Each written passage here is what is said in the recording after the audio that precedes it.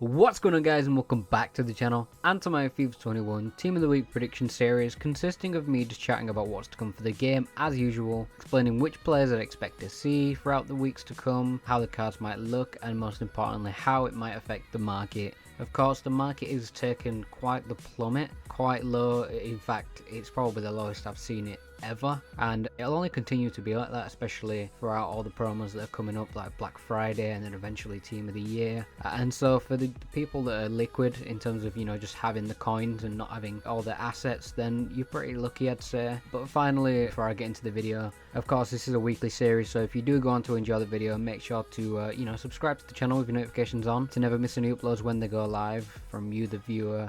With any video ideas, thoughts or feedback on the channel and the content itself, feel free to comment down below on these videos, and then for my socials, they'll also be in the description box down below. And with all that out the way, we will get on with the predictions and, you know, with what seems to be a pretty great Team of the Week squad, I'd say. So we'll start off with the bench as usual, as the typically lesser important section, just to ease us into the video. Of course, we'll get onto the bigger players, but starting with the first forward being Rodak, the Slovakian shot stopper, on screen as you can see.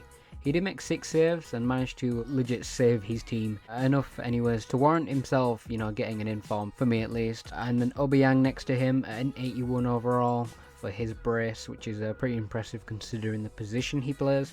He will be quite similarly.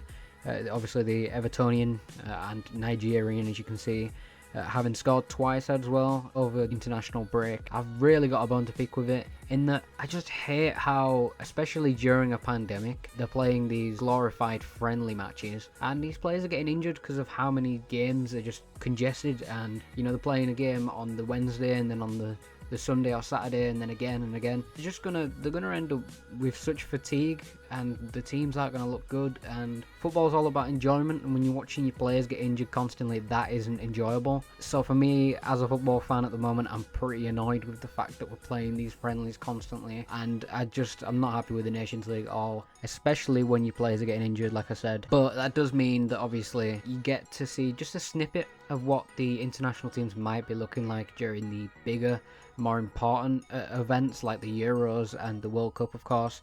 But to go back to Iwobi, he obviously scored twice during this international break. And Griffo the same, the Italian and Freiburg wide man. Not too much to say about him overall. Okay set of players, but in terms of actual ultimate team, no one's really using any of these players at all, to be honest, especially considering that they're well behind the power curve and they don't offer the world's best links. But as we skip on and move onwards to the next lot in Jordan Ayew, pretty popular name I'd say, but the 82 overall, again nothing too special. I do believe he plays for Swansea at the moment, which means again not very good links either. At least when they were in the Prem, you could get away with that in a sense. And I don't know how to say this next guy's name, so trust me, I'm not saying it. A pretty low rated card overall, not the most desirable by any means. But there's no harm in featuring him. You know, his 2 goals and probably more in terms of assists and just an overall good performance means that he'll probably get in on the bench. Of course, it is the bench. You can have the lesser important players and you don't have to worry too much. And then Michy Batshuayi, similarly, to carry on the brace scoring theme.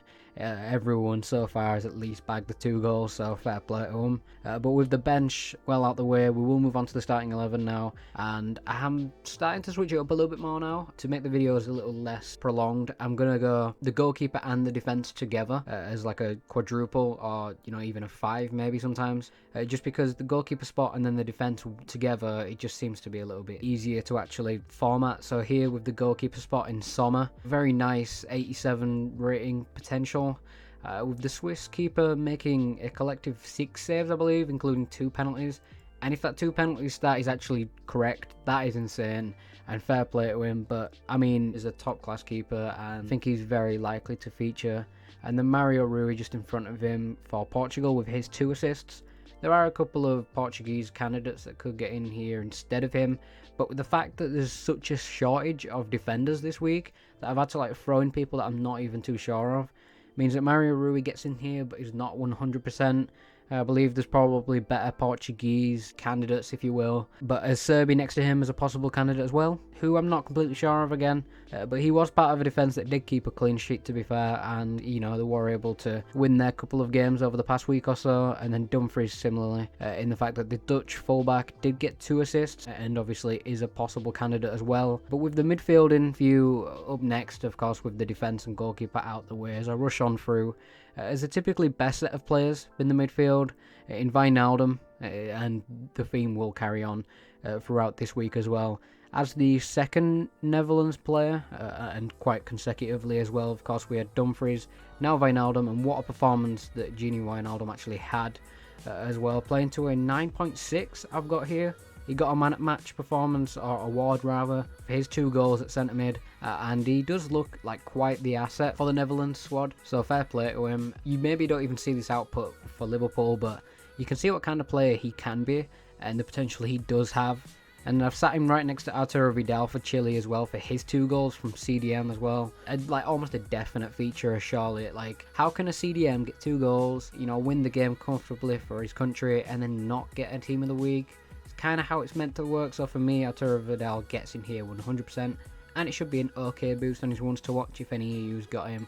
Maybe in your little ones to watch pack, maybe if you pre-order the game back in like July or something. But N'Golo Kante next to him for his match winner, scoring his 2nd ever goal for France. As we know, N'Golo Kante doesn't score very much. He's not much the goal scorer, but he did manage to make it 1-0, and eventually that was the only goal in the game to beat Portugal. He definitely has a shout for being in the squad this week, as overall he's managed to pick up his form after the few niggling injuries, and he's coming back now and playing as good as ever, getting the winner for his country. Fair play to him. And for any chance players, you'll definitely be happy to see him feature. So it's definitely more of an if than anything, but get your hopes up, I'd say. And then Hakimi to finish off the midfield, the Moroccan, as one of the top performers of the week as well, I'd say, with his goal and an assist. Note that it could also be his Moroccan teammate Ziyech, of course, with his 2 goals and 1 assist, I believe. He'd usually be a 100% feature, I'd say, but with it being his 2nd in form in only the past couple weeks, it's less likely to see Ziyech as opposed to Hakimi. Plus the winger, also has a ones to watch card as well, so that's just an extra reason for why he might get in instead. But ultimately, onto the attackers now. We've only got the attackers and then maybe Silver Stars if I do this. But going on to the attackers, again a very, very interesting bunch of players. In Mane, Sadio Mane that is, for Senegal, with his goal and an assist, to make him a likely candidate, I'd say. Finally some good news for Liverpool fans, I'd say, with the amount of injuries and absentees they're dealing with right now. The fact that Mane obviously, is on decent form, definitely a bit of good news. And then Alex Texiera, I believe his name is, next, with his performance, meaning, he probably will get some sort of recognition for it. Potentially even a hero card considering how it went down, but the Brazilian, did end up being the difference for his side, and so could definitely be in the squad. But I'm going to brush over him and go straight to the next player in a potential 2nd Chelsea player. Again, it's now the 3rd player from the team that I've mentioned, but I will say Werner with his brace for Germany, making this guy just somebody who simply cannot stop scoring, in all honesty. But of course, if Ziyech was to feature and Hakimi missed out, that means Werner would also miss out, so it'd be very interesting to see how he deal with this and see how it goes down. But even the attack is pretty insane, because Texiera might have a better card in his Rule Breakers card, but it'd still be a pretty sweaty player. Even his normal card towards the first couple weeks of the game, he was insane. And Werner, who could potentially be at left wing, which wouldn't be ideal, but again, it'd still be a nice boost to his ones to watch as well. Mane also been a winger. It'll be interesting, like I said, to see how it goes down, but we'll finally finish it off with the relatively new feature to FIFA 21 anyways, in the Silver Stars segment. This week been, of course, in 74 rated, because that's what they all are, in Abubakar for his 2 goals, and obviously his man at match performance as well, making him probably my best guess in terms of who will be the Silver Stars candidate. And overall, that probably will round off this week's squad for this episode anyways. And the only honourable mentions being Mahrez, who was playing cam for Algeria and managed to get a goal and an assist.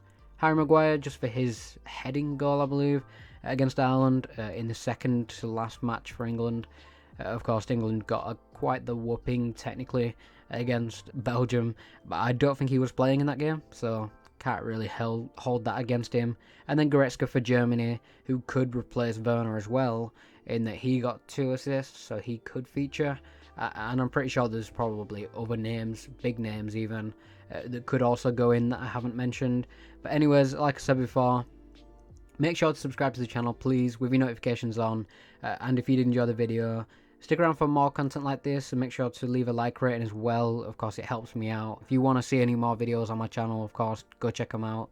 There's prediction videos quite similar to this, Road to Glory videos, and I know I've been hinting at this, and it's still not out, but that's just because I've had a few little tinsy-wincy problems in terms of being able to get uploads out and editing and whatnot. But player reviews will be coming soon, I promise you. And you know, I do appreciate all the support that you guys already show me. I'll continue to upload on the channel, and I guess I'll see you in my next video. Peace.